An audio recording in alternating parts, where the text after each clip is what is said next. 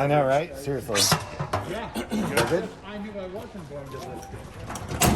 Hey, Anthony. Happy birthday again. You don't look a day over 30, Anthony. You don't look a day over 30.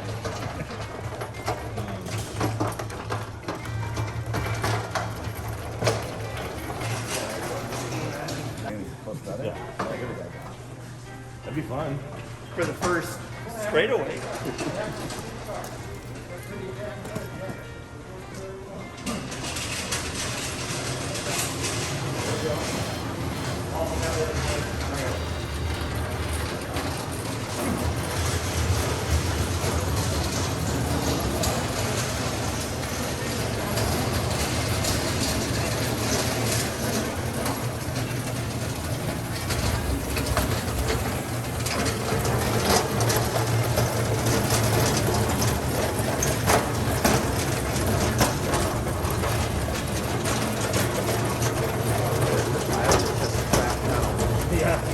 Bush truck tube for the making. All the pioneer stuff. Gotta go through and open the double doors. I got it.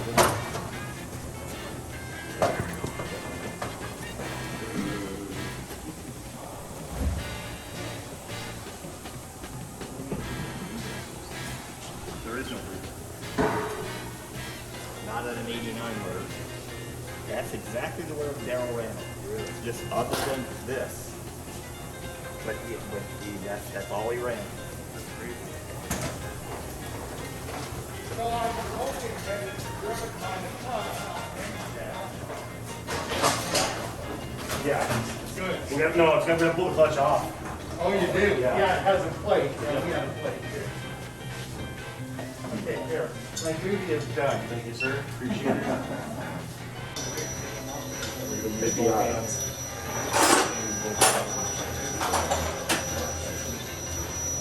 The last one.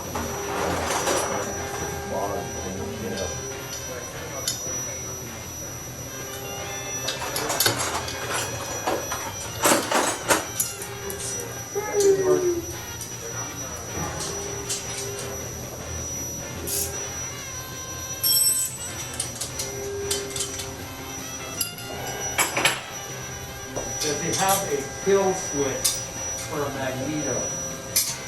Yes. So we don't even make it line. We forgot to spray. No. Oh. I put a little spody on it.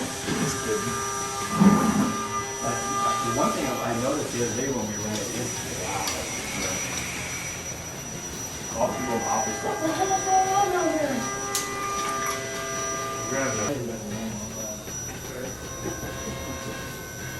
So if we have a piece of wire, Alright, let's find some. I have some on the side of my car. So, probably about 10 feet. we have the proper hat on here. First. I like it. Awesome. Come on, baby. Yeah. Did we cinch the fuel line down? Yeah. Yes.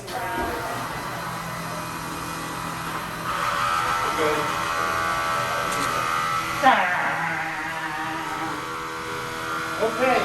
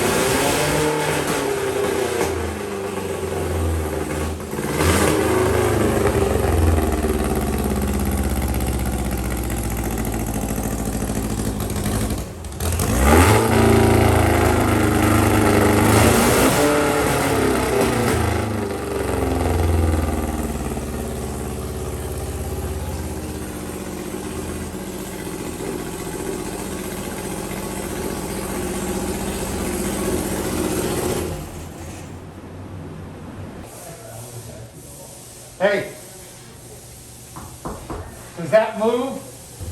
Does that dial move? Captain.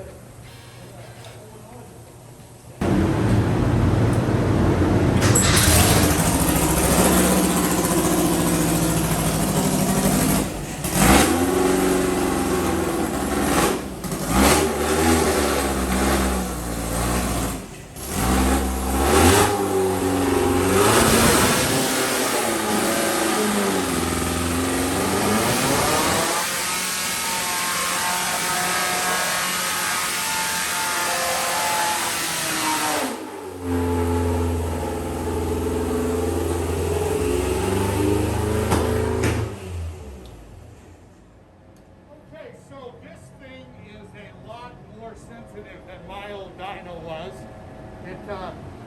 You got to be careful. It's easy to overload the motor. So what I'm going to do now is we need to get a synchrometer.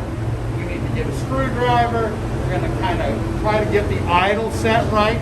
Check and see if I still have full throttle. Because I got a lot more slack now.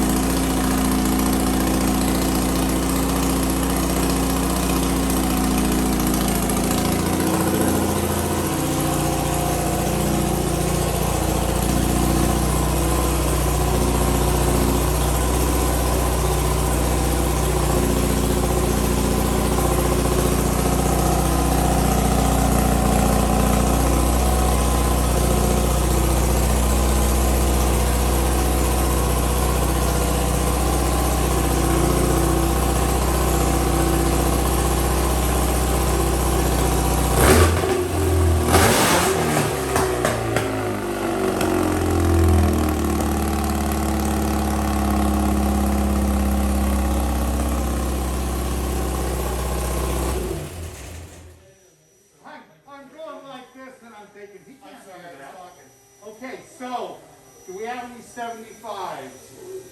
I don't know. But it did hit 14 when we went into the main circuit. You see that? Yeah, you can see it drop down. It's off the chart plate on the grid. Yeah. That's how lean it is. It's so lean, but at least when it's in the main circuit, it's not too So lean. no, we do that. Okay, We don't have anything better than 70. so we're close enough that we could always do that later in the car. I just need scales run and air-fuel ratio and change main jets. Unless he can grab one, you say it together. 75. So what we'd like to do now is have Jack run us a scale, see where the air-fuel ratio is, and see that I won my lunch.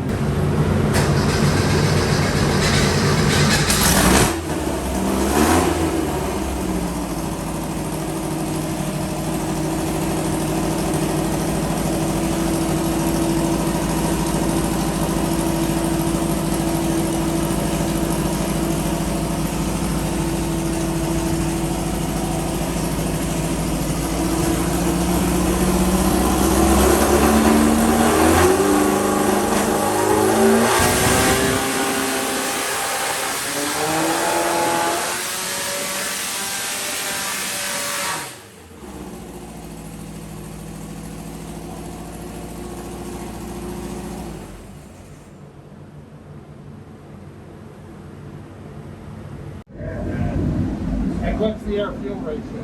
13.5. At that point, 13.57. 149. And oh, by the way, make no claim as to how much it makes. These were parts I was given. Oh, it's 168. I thought it was 168 and 6. Horse pressure or Horsepower at 6. 168 manually beating. We need to get a better pull. It's still lean. so 169. So Air jets are I think it's a 200. No, they're smaller. What? 190. 190. Let's get gauge the air jets.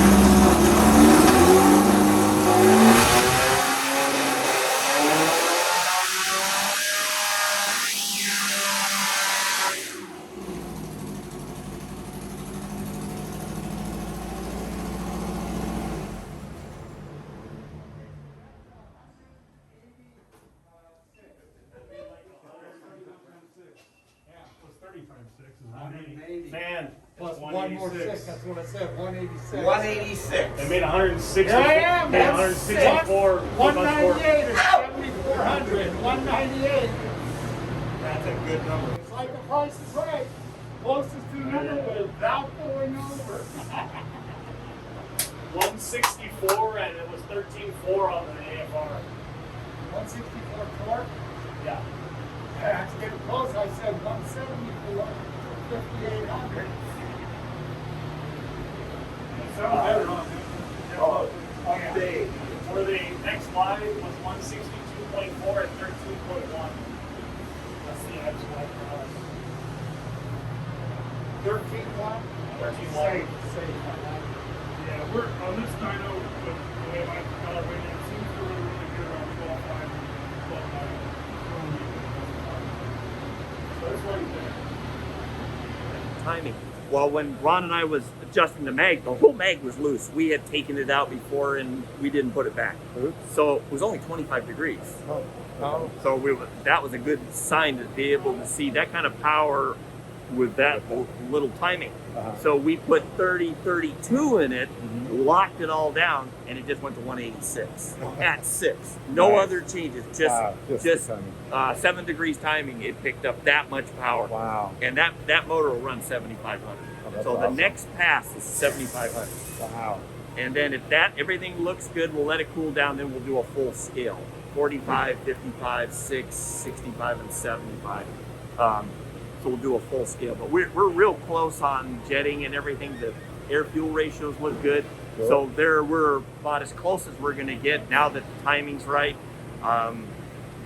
Anxious to see what it looks. Rings are still coming in. We still got a little bit of rain coming in, but that timing really made a big difference. You could tell. Yeah. The needle, everything about it, the motor really liked it. That's cool. Very cool. Yeah, that's exciting. This next one's going to be Jack.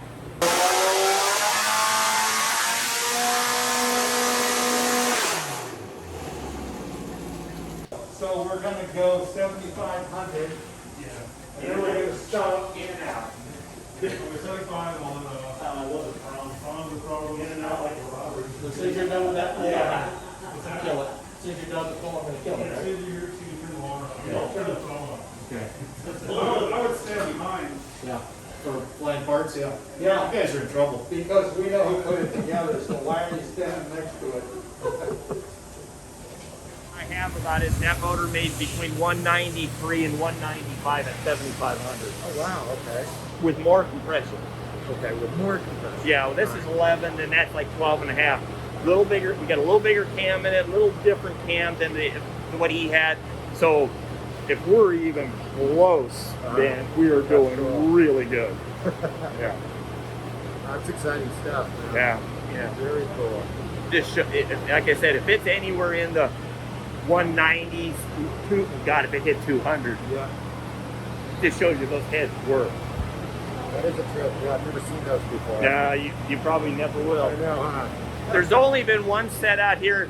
There was a guy that used to sand dune out of Glamis, had a set on his dune buggy with Jim Edmondson. They used to go out doing it, and that was the only set I knew that was actually being used. Uh-huh.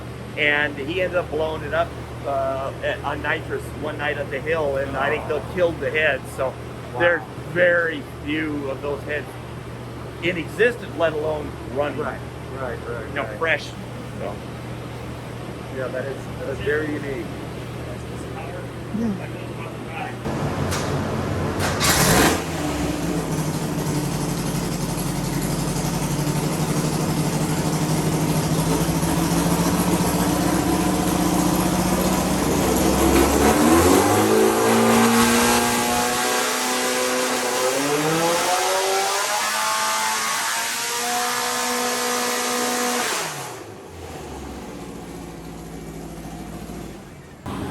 Hey guys, I'm here with Dean Kirsten, and let me tell you, I mean, awesome times right now, very exciting times. He's got the special motor. Well, you tell him about the motor and the fact that what it just ran. I don't want to give it away, but this is very cool. Right. So a few months ago, I found Darrell Vittone's 1967 bug that he ran in an A-modified compact back in 1974. which was about an 8-year task finding that car. Well, the engine's long gone, or is misplaced, we'll put it that way. And so over the years, while I was trying to convince the owner to sell me the car, I started finding pictures of the engine. I found some in Arkansas, some in Oklahoma, some in Texas, all over Ohio. And so the biggest part was finding a set of Fumio Fukaya angle port heads. They were only made in 1973, 74, and maybe 4 or 5 sets. And I was able to find a set of those heads with the right exhaust system, Empi manifolds, and then I started piecing the whole motor together, and it's identical to what Darrell ran in that car in 1974. That is so cool. I mean, when you guys see these heads, you've never seen anything like it before. I mean, obviously they're very, very neat. I'm more intrigued by the fact that the process that you went through to actually find all of this. But how'd you go about it? Just a lot of research, and nowadays with social media, it opens a lot of doors that would have been otherwise almost impossible. This car was in storage since 1985, so it was sitting in a greenhouse in Baton Rouge, Louisiana, for years. The owner was keeping it. For what? He was, I think, deep down inside, he was looking for the right owner. That's He awesome. couldn't race it anymore, and he turned down people that wanted to buy it because I think he knew that they were going to cut it up, lighten it up, and so I think he was looking for somebody that knew the car's history, which I did. Yeah. And I kind of surprised him. That's cool. And so it took me 8 years of grinding on him. I mean, he didn't answer my letter for 2 years. Oh my gosh. And so I just kept harping on him. And so this last August, things changed in his life, and he decided to sell it to me. And so we went out there and found the car, and it was I was able to identify. It was definitely Darrell Vittone 67.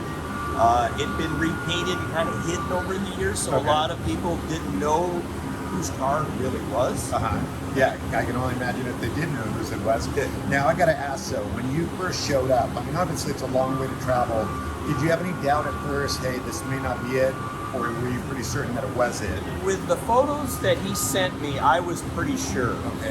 And when you did see it? Yeah, I was excited. The first thing I did is walking up to the car is I circled around the back of it, and there's a couple things on the back of the car that are very unique. Number one, it has 3 exhaust cutouts. There's a center cutout for the Stinger. That's number one, which a lot of people have done that. But the one thing that really stood out was on the right side of the deck lid, right above the number 2 Venturi or velocity stack of the ID8, there was a bump. And it was, he took a Connects Volkswagen air cleaner, early 40 horse air cleaner, and they welded on there to give it clearance. Darrell's the only guy I've ever seen do that. Okay. And so as soon as I saw that, opened the hood, and you could see the Connect logo on it. Oh, wow. And that pretty much sewed it up. That's so cool. Where the tack was mounted on the dash, the roll cage, one of the uprights in the roll cage was connected with a early 40 horse connecting rod. You know, I wish I could ask Darrell. Yeah. And so things like that, and there was 3 stories that came out on the car back in the 70s, and using those pictures, I was pretty much positive, I could positively identify the car. That's so cool. And since then, I've chased it all the way through, who the 3 owners were, pretty much what races, what national records it set, and it had 5 Wallies, NHRA Wallies. So over the years, even though Darrell only had it for a year and a half, each owner after that set records, and the car was a winner from day one. How cool. How cool. And so, I mean, it's exciting that we're here at the Empi headquarters and, dynoing it, and it's such a trip seeing, you, Ron Fleming, Jack Sacchetti. I mean, it's like everybody just, kind of, coming together and watching this come to life. I mean, I can only imagine what Darrell must be thinking, looking down thinking, wow, this is amazing. You guys are jamming. So, okay, guys, I think we got to go back to the dyno. Right, more exciting stuff. We'll be back. Dean, appreciate it. Okay.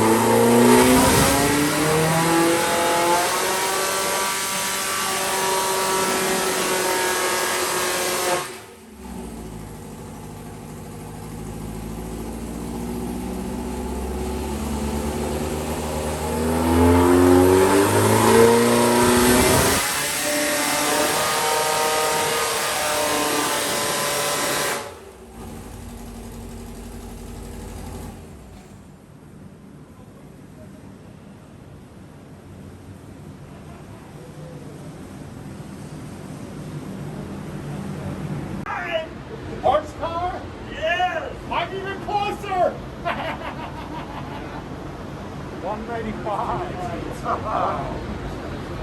That's pretty awesome.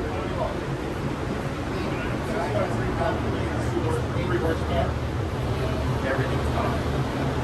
So you go 65 times 30, right? Yep. And then 5, and then we have 2.5.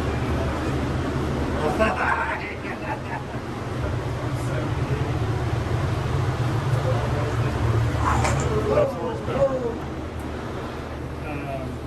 These are the days that men love. The only thing missing is a bunch of hookers. That's your job. Winner buys. What are you going to do? We're not going to 60. But see, it's actually nosing over a little bit. Wow. So it's making 195 at 6,500, and it's probably, you know, at 7, it's, you know, it's right in there somewhere.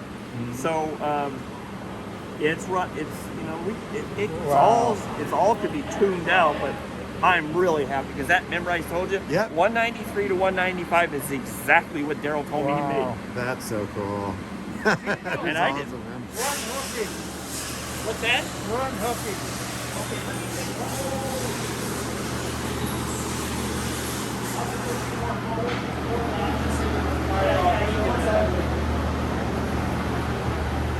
Yeah, it's just out of the box. Yeah, right out of the box. From.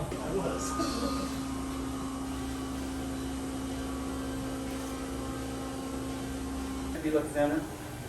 No, it makes him look bigger.